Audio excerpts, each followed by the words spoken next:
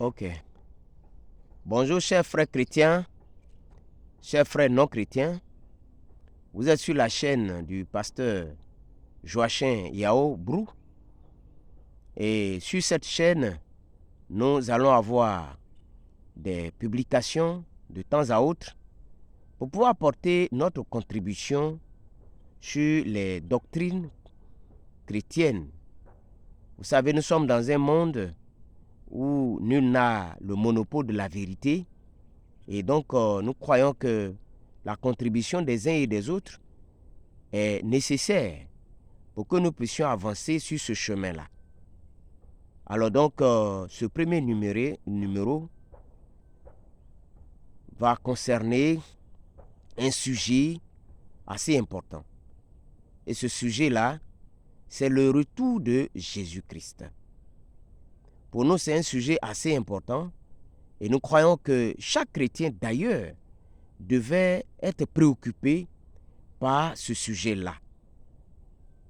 Et je le répète, le retour de Jésus-Christ. Avant de rentrer dans le vif du sujet, il faut que nous sachions que Jésus-Christ, étant avec ses disciples, a fait deux grandes promesses. La première serait qu'il allait mourir et revenir à la vie. Et ça, nous pouvons trouver ça dans Matthieu 16, verset 21. Voilà, on peut trouver ça là-bas. Il y a même d'autres versets aussi où il annonçait sa mort et sa résurrection. Et donc, c'était la première promesse. Cela a été accompli exactement comme il l'a dit. Je vais monter à Jérusalem, je vais souffrir de la part des sacrificateurs, des principaux sacrificateurs. Ils me mettront à mort et 3 jours plus tard, je reviendrai à la vie. Cela s'est réalisé comme il a dit. La deuxième promesse, on peut lire ça dans Jean 14, verset 1 à 2. Nous pouvons lire aussi dans Acte 1, 10, 11, dans 2 Pierre 1, 18, dans Matthieu 24, verset 3 et verset 30. Il y a bien d'autres versets. Il y a bien d'autres versets que nous pouvons lire et nous verrons que Jésus-Christ, à travers ces écritures-là, montrait qu'il allait s'en aller après la résurrection. Il allait s'en aller d'où il est venu, c'est-à-dire dans les cieux. Dans les cieux. Il donc partira au royaume des cieux, mais un temps viendra où il va revenir. Et quand nous lisons dans Jean 14, 1, il dit à ses disciples que dans la maison de mon Père, il y a plusieurs demeures. Et s'il n'y en avait pas assez, je vous l'aurais dit. Je m'en irai vous préparer des places et quand j'aurai fini, je viendrai vous chercher de sorte que vous soyez avec moi là où moi je serai. Et donc, il est clair qu'il part et il revient. Mais c'est un sujet qui, pour nous, en tant que chrétiens, doit nous préoccuper. Doit nous préoccuper suffisamment. Pourquoi? Parce que lui-même, il dit que pour ce qui concerne le jour, pour ce qui concerne l'heure, nous ne connaissons point. Et l'apôtre Paul et l'apôtre Pierre, c'est-à-dire les deux apôtres colonnes, les deux apôtres porte-flambeaux de la première église, revenant sur ces déclarations de Jésus-Christ, nous disent que c'est une venue qui est assimilée à la visite d'un voleur dans une maison. Jésus l'a dit, eux aussi reprennent cela. Pour nous dire que nous devons nous tenir prêts. Et d'ailleurs, Jésus l'a dit, tenez-vous prêts, veillez et priez, car vous ne connaissez ni l'heure ni le jour. Ça veut dire que c'est une venue qui pourrait venir nous surprendre. Il a dit le Fils de l'homme viendra à l'heure où vous n'y penserez point. Ce qui veut dire que c'est une venue que si l'on ne prenne garde, c'est une venue qui viendra donc nous surprendre. C'est pour ça qu'il nous dit, tenez-vous prêts, veillez et priez, afin que ce jour-là ne vienne point vous surprendre. Vous voyez? Bon, donc au regard de toutes ces déclarations, le chrétien d'aujourd'hui, que nous sommes d'ailleurs, nous devons être préoccupés énormément par ce sujet du retour de Jésus-Christ. Alors, c'est vrai qu'il a dit, nous ne connaissons pas ni l'heure ni le jour. Mais regardez, il a ouvert une lucarne. Et quand nous observons, il nous fait savoir que c'est l'heure et le jour que nous ne connaissons pas ou que nous ne pouvons pas connaître. Mais il n'a pas dit que nous ne connaîtrons point le moment. Il n'a pas dit que nous ne connaîtrons point la période. Il n'a point dit que nous ne connaîtrons point la saison. Voyez? Alors, c'est donc au regard de toutes ces réflexions, de ces analyses-là, qui nous amènent à nous poser 3 questions. Alors, quand viendra-t-il? Comment viendra-t-il? Et où viendra-t-il? Et donc, dans notre action de nous tenir prêts, dans notre tentative d'être prêts, cela nous impose ces questions-là. Ainsi donc, nous allons ouvrir le premier axe dans notre réflexion. Le premier, c'est quand il viendra. Alors, puisqu'il ne nous a pas dit que nous ne connaissons pas le moment, nous ne pouvons pas connaître le moment, nous ne pouvons pas connaître la saison, cela veut dire que nous pouvons connaître la saison, nous pouvons connaître le moment. Alors, il est clair que lui-même d'ailleurs, il a ouvert une lucarne, il a ouvert une possibilité de connaître la saison, de connaître le moment. Et nous pouvons trouver ça dans Luc 17 et dans Matthieu 24. Quand il faisait allusion au temps de Noé, au temps de Sodome et de Gomorrhe. Et là, nous nous trouvons dans le camp. Il dit, ce qui est arrivé au temps de Noé et au temps de Sodome et de Gomorrhe, quand vous verrez que ces choses-là arriveront, ou quand vous verrez que ces choses-là sont, sachez que je suis à la porte. Alors, cela nous amène à analyser ce qui s'est passé dans le temps de Noé. Ce qui s'est passé dans le temps de Noé, il est écrit que les gens mangeaient, buvaient, jusqu'à ce que le déluge vienne les surprendre. Mais manger et boire appelle quelque chose. Manger et boire appelle à quelque chose que nous tous nous connaissons. Quand on a mangé et qu'on est rassasié, quand on a bu, qu'on est rassasié, qu'est-ce qui vient après? Ce qui vient se trouve dans Genèse chapitre 6, verset 1. Et là-bas, il est dit que quand les hommes ont commencé à se multiplier, d'un côté, les fils de Dieu virent que les filles des hommes étaient belles et ils les en prenaient pour femmes. Voyez, ils en prenaient pour femmes. Il n'est pas dit qu'ils les prenaient et qu'ils se mariaient avec ces femmes-là. Mais ils les prenaient comme femmes. Sortaient avec ces femmes-là, couchaient avec ces femmes-là, leur faisaient des enfants. Mais il n'a pas été question de mariage. Voyez? Et donc, il y a la perversion qui vient après le manger et le boire. Et cette perversion, évidemment, était au rendez-vous au temps de Lot.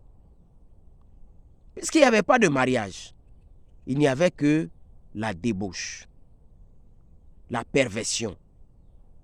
Les gens prenaient ces femmes, ils n'étaient pas mariés avec ces femmes, mais couchaient avec elles.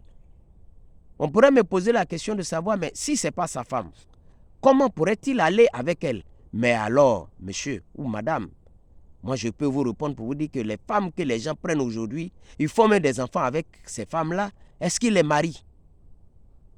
Ils les appellent ma femme, mon épouse quelquefois, mais c'est faux. C'est faux.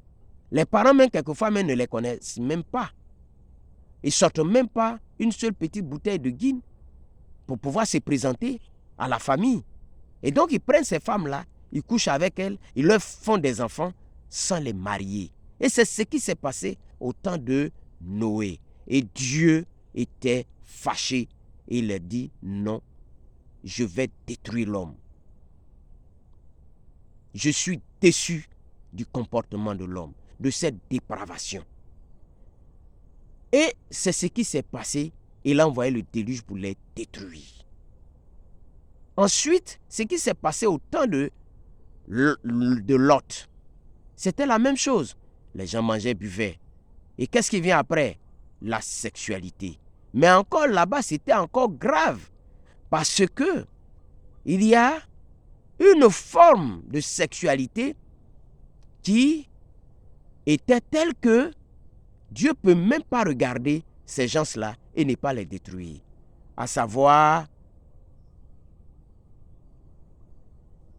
la sodomie.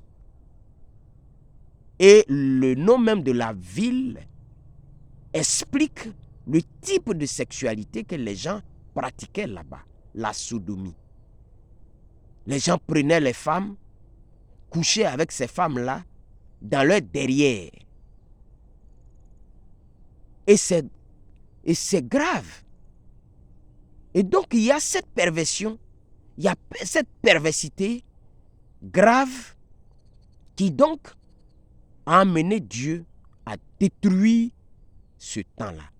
Et Jésus-Christ dit, lorsque vous verrez ces choses-là arriver dans votre temps, sachez que je suis à la porte. Alors aujourd'hui, qu'est-ce que nous constatons?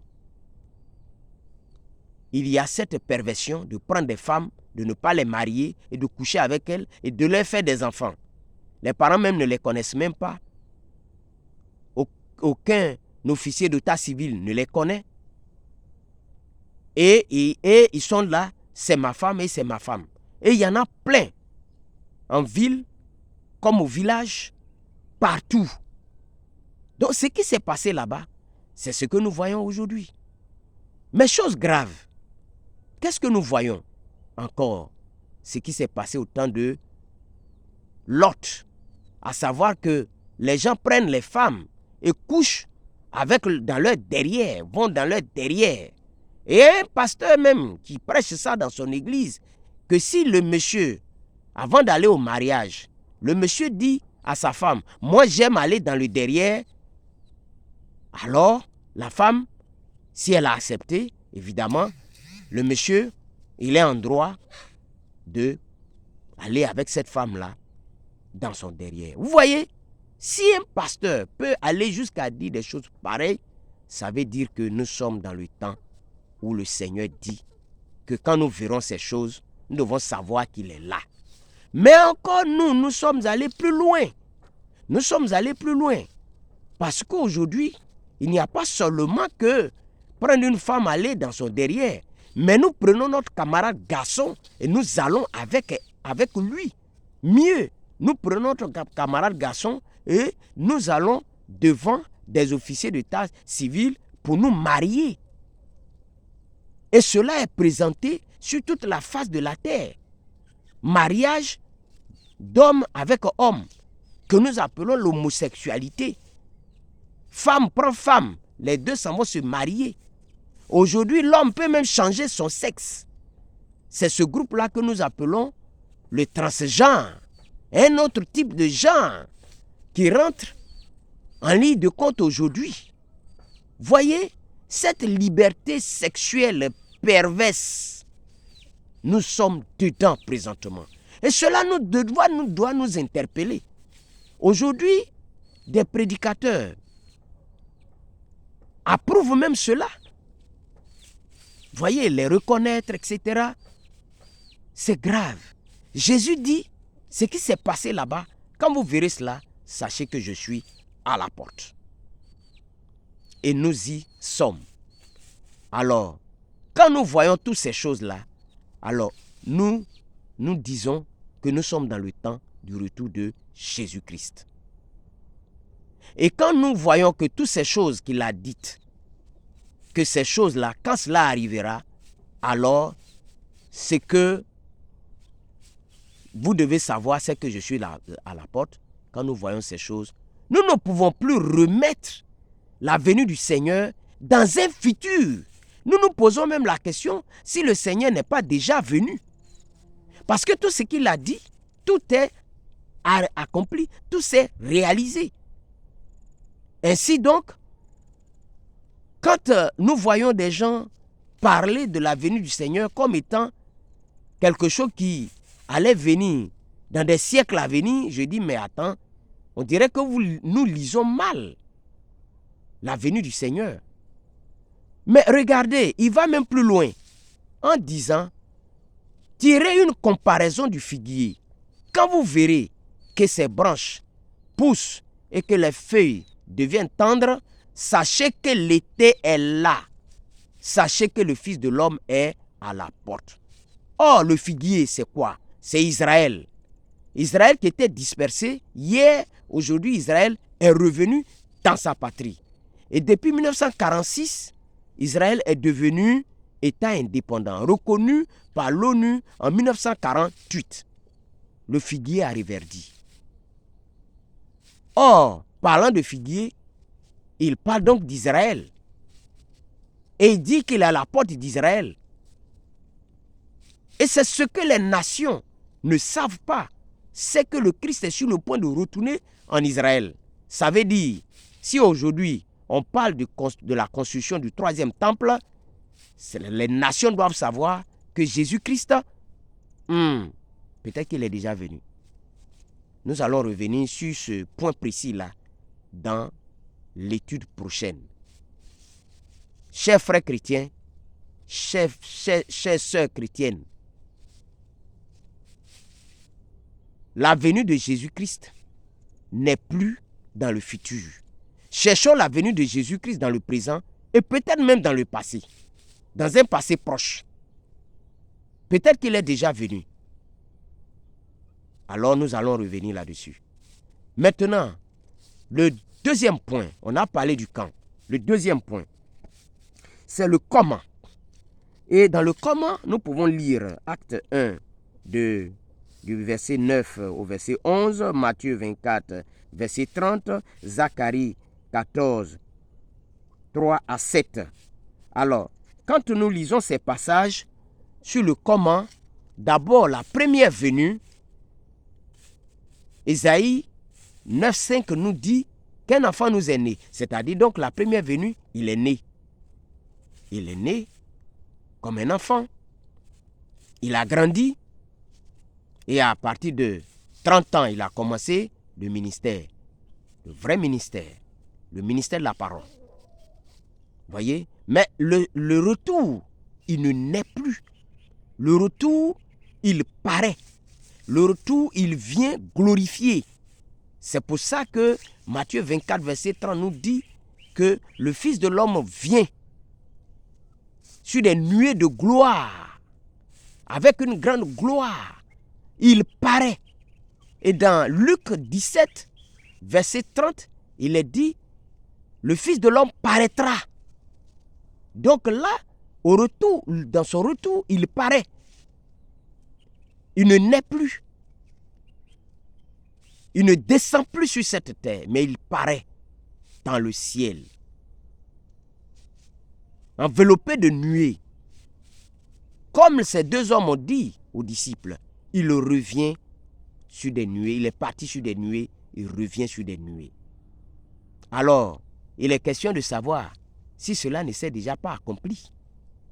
Nous allons revenir dans une autre étude. Le dernier point, c'est où?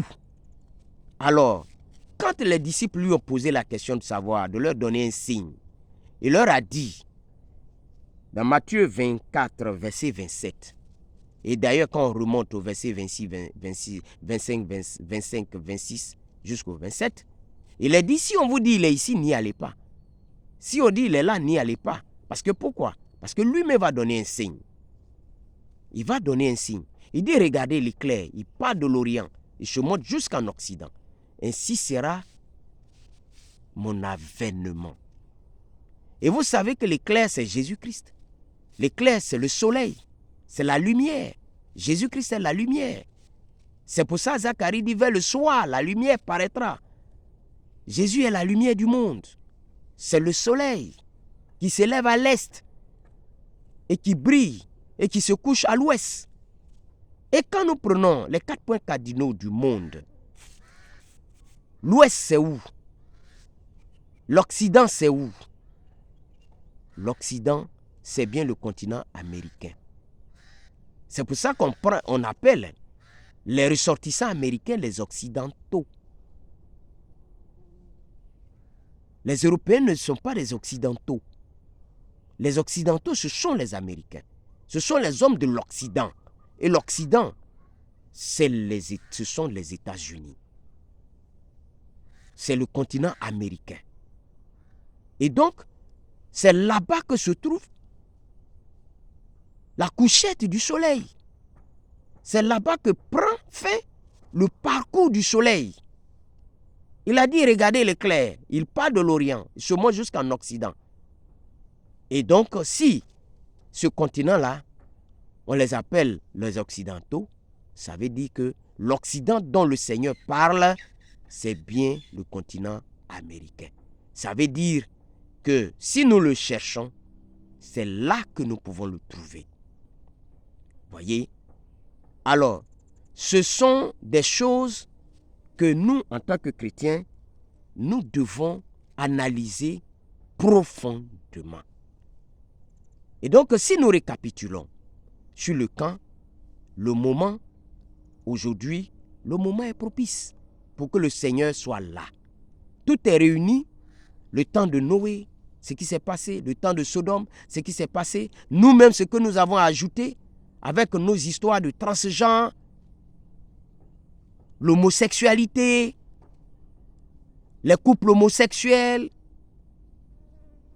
Voyez, toutes ces choses nous montrent que nous sommes dans le temps où le Seigneur va venir. Nous sommes dans le temps où le Seigneur doit venir. Et donc, le deuxième point, comme nous sommes en train de récapituler sur le camp, il vient comment? Il vient sur des nuées. Il est parti sur des nuées, il revient sur des nuées. Et enfin, et où? Sur l'espace américain. Et nous l'affirmons sur l'espace américain. Et tous les yeux qui étaient là, ces yeux-là l'ont vu. Et nous allons aborder ce sujet dans la prochaine publication. Pour dire si le Seigneur est déjà venu, s'il est présentement là ou s'il viendra. Alors, chers amis chrétiens, nous vous disons merci et à bientôt pour la deuxième publication où nous allons apporter encore des éléments pour savoir si le Seigneur viendra ou le Seigneur est déjà venu ou le Seigneur est là présentement où nous sommes. Encore merci à vous.